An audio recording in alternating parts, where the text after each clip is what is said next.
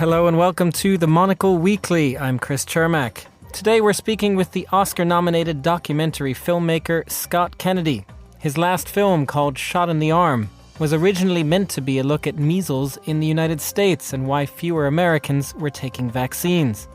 But it suddenly pivoted when the pandemic broke out across the world, and vaccine hesitancy took on a whole new meaning. Now, measles is once again on the rise in the US, and Robert F. Kennedy Jr., one of the core subjects of Scott's 2023 film, is serving as US Health Secretary. I spoke with Scott about what it feels like to come full circle and have his documentary back in the news.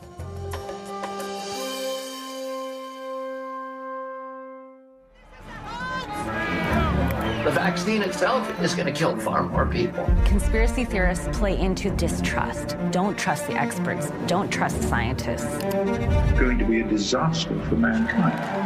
I absolutely see the pandemic as an opportunity. On January 6th, these are the anti-vaxxers. You've been sold a lie. It's a dark circle, yeah, if you put it that way. The serendipity is a beautiful part of making a documentary and other forms of art too, and just life. But the strange serendipity in documentaries are remarkable, and this is continuing to be very, very strange. To be making a measles documentary, seeing New York City in a state of emergency and many measles outbreaks in 2019, and that being the starting point of making a documentary, where I went and did my lazy Google search and saw that in 2000 we'd had the status of eliminating measles in the United States because the vaccine acceptance was so high. And now why in 2019 were we seeing it coming back? And then to have that be a completely valid movie and filming with these amazing doctors on one side and these anti-vaxxers on the other, like Robert Kennedy Jr., and moving along with a film we thought was quite important, and then to have a once-in-a-century pandemic come along and take it to this entirely other strange place. I had no idea what was coming next. Lockdown day one. From the beginning of COVID, our family struggled to make sense of what was going on. I did think that the arrival of COVID would be the end of the anti-science world. Were you right? I was never so wrong in my life. And now jumping all the way to the present, to have Robert Kennedy Jr., I can't even finish the sentence, to have Robert Kennedy Jr. as the top health official in the United States. The top health official. So like a 12-year-old child, if wanted to do some research about, how should I wonder about my health issues and like measles? What is it? And what's the vaccine? And how should I make decisions? This horrible, I'm going to go right to it, horrible human being is the head of our public health institutions. It's awful. Do you feel like you're more in a fictional film than a documentary or real life at this point? It is, yeah. It feels that way sometimes, but it's absolutely real. I don't need to pinch myself. It's very real, and I don't want to lose focus about how real it is, right? We're living through some very dark times. I mean, the United States, we're going through a terrible, terrible time in terms of attacks on our democracy and just decency and the social contract as well. So when I get down, I reach out to friends who inspire me, and one of those, Larry Brilliant, a wonderful scientist and science communicator and investor, said, Scott, we were made for this moment. And I want to follow that kind of energy, that we have to be on point, right? We have to stay sharp in terms of this is very real. We are made for this moment. What exactly does that mean? What has been happening? How are scientists trying to meet this moment? How are you trying to meet this moment? Yeah, so just what his statement meant to me was, we're not doing anything wrong. We didn't get anything wrong. We've done some things wrong in terms of communication. But scientific method, decency, democracy, checks and balances, our love of those, our respect for those, our commitment to those are founded. And we have the evidence to show it. We have the evidence of how many more people are alive and healthy. We have the evidence of how much more equitable our world is. Not perfect by any stretch, but we have systems in place to try and make all these things better. And stand by that. and stand by that our community checks ourselves too, right? When I say our community, I'm actually really trying to find a name for this, Chris. Is like, what do we call? They have MAGA and MAHA, Make America Great Again, Make America Healthy Again. How about Make America Kind Again? But I don't want to take one of their silly slogans. What do we call it? It's like, it's not just democratic. It's not just, liberal. I want to find a great name for it. And I put it to you and your listeners to help us find a name for respecting science, respecting democracy, respecting the rules of law, respecting checks and balances. We could go on and on and on. What do we want to call that? So that is what he meant by that statement and standing by it. Now to what we're doing, that's quite scattered because Trump 2.0 is moving at such a furious, brilliantly, I hate to use that word, but brilliantly designed pace of dismantling so many of the same things that I just listed, I won't list again, that it's really scary and it's disheartening and it's confusing. And it's like, where's the triage, right? To use medical, what am I supposed to do first? Who is in the most harm? And it's really hard to decide. Even looking at, measles, in the universe that I'm in now of public health, and I'm not a public health expert, but I have become quite knowledgeable in public health, but it's not the only thing I'm going to do in my career as a filmmaker. But just in public health, to see a measles outbreak in Texas, while Robert Kennedy Jr. is supposed to be leading the response to that, it's very scary, but it pales in comparison to some of the other horrors that are coming out of the White House every day. So it's really, really tricky. So I wish I had a better answer for that. It's in process and we're communicating. I'm a small fry, but we're communicating as best we can that we have to support standing up in every way that we can. Scott, one of the most dramatic elements of your documentary was this discussion about the island of Samoa, where there was a measles outbreak. It claimed the lives of at least 83 people, basically children. For almost a year, the message to the people of Samoa was that vaccinations will harm or even kill you. And in the fall of 2019, the consequences of those messages became crystal clear. This small Pacific nation is in a state of emergency. More than 4,000 Samoans who've contracted measles since the outbreak began. Most of the victims are young kids. You interviewed RFK Jr. as part of that in order to get his take, because he played a role in the vaccine hesitancy and the government spreading vaccine hesitancy in Samoa before this outbreak happened. What do you feel when you reflect now back on that trip? And I know you've tried to use part of that documentary to warn about RFK Jr. Has that worked at all? Or do you feel at this point that, the U.S. has to kind of learn its own lessons? Yeah, there's a dark part of that it might need to get much darker for us to come out of it. And it probably is going to get much darker.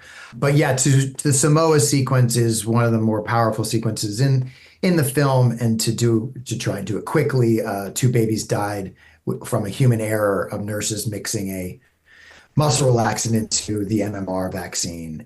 Sadly, the anti-vaxxers jumped on that and said, look, MMR vaccine killed babies. And the Prime Minister of Samoa stopped all vaccines because he was already a little bit vaccine hesitant because his grandson is autistic, and we can go down that rabbit hole separately. There's no connection scientifically between the MMR vaccine and autism. And Robert Kennedy Jr. visited Samoa and sort of celebrated supported the Prime Minister in stopping these vaccines. And then where this is going. You already listed it. 5,000 cases, 83 dead babies. And Robert Kennedy Jr. and the anti-vax community never said, oh, we're sorry. We see that it was a human error. Our bad. Let's get those vaccines out there, which in the end did stop the outbreak. I am not anti-vaccine. I've never been anti-vaccine. If somebody calls me I'm anti-vaccine, it's because they have an agenda, which is to marginalize or, vilify me or make me look like I'm crazy. So are there any vaccines in history that you would say were a benefit to mankind? I don't know the answer to that. So now we cut to 2025 in Texas, and a small version of Samoa is playing out in a Mennonite community in West Texas. Almost all the cases are in unvaccinated children. And Robert Kennedy Jr. is saying some of the same things he said in Samoa, right? Now he's really speaking out of all sides of his mouth. And I coined the phrase for schmucks like him, have his kale and eat it too, because he is so privileged. Say, oh yeah, the MMR vaccine is definitely an option, but it's a personal choice. And the CDC doesn't talk about the dangers of the MMR vaccine nearly enough. And vitamin A is showing results of a miracle cure in Texas. Wrong. Absolutely no evidence to support it. Just a disaster in terms of communication. And the opposite of Dr. Tony Fauci, who he slammed endlessly during COVID. Steady, calm, consistent. Imperfect? Sure. Steady, calm, consistent. Return to the science. Robert Kennedy Jr. is all over the place. So it's really bad, Chris, and I don't want it to play out with more dead babies showing the world how horrible Robert Kennedy Jr. is, but I don't know. It might have to go that way.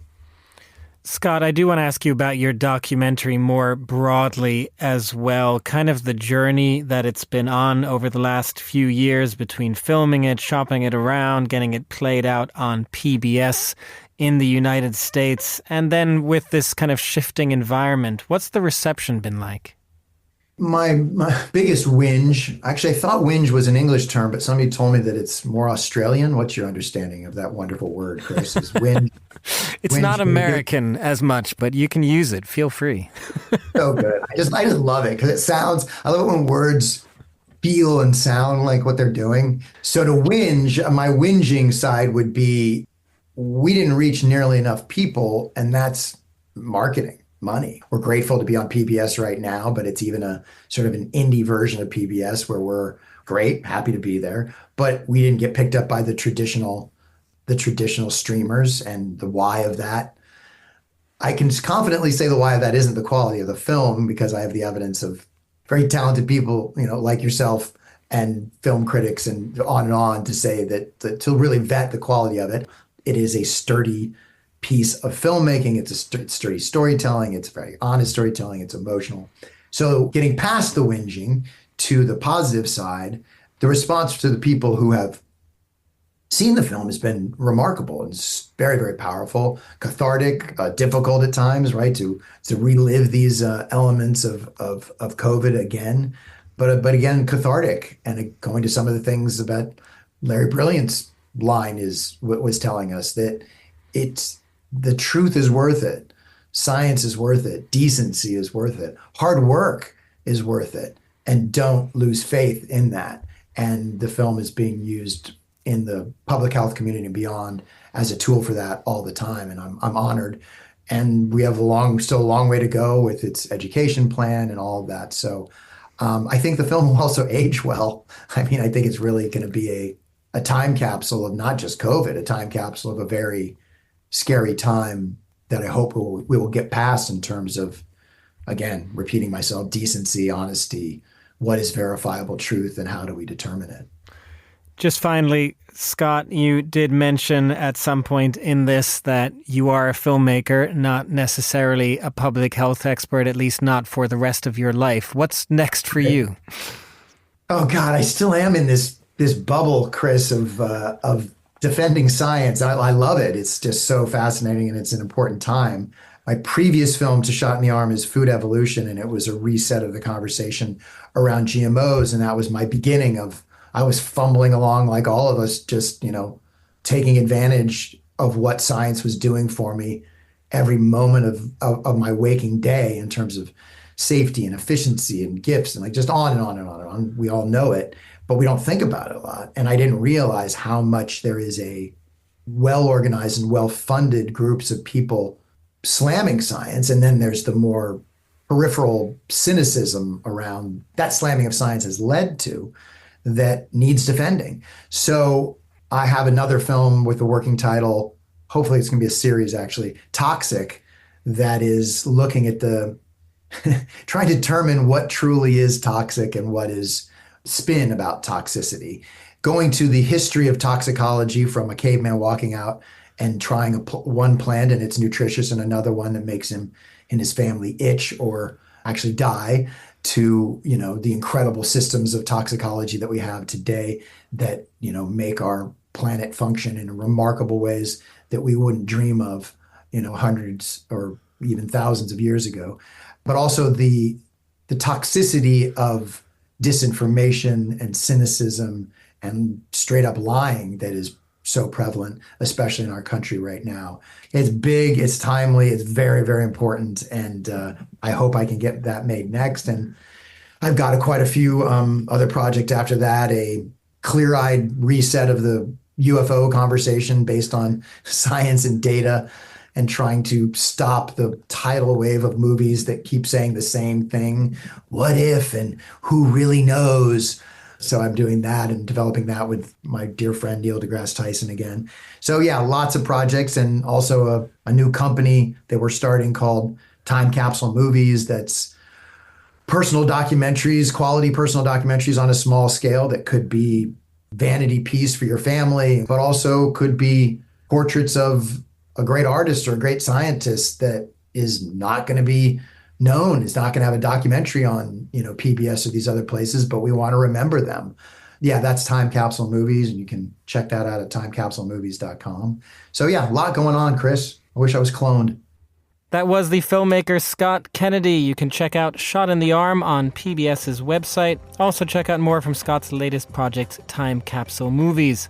That's all for this edition of the Monocle Weekly. I'm Chris Cermak. Thanks for listening.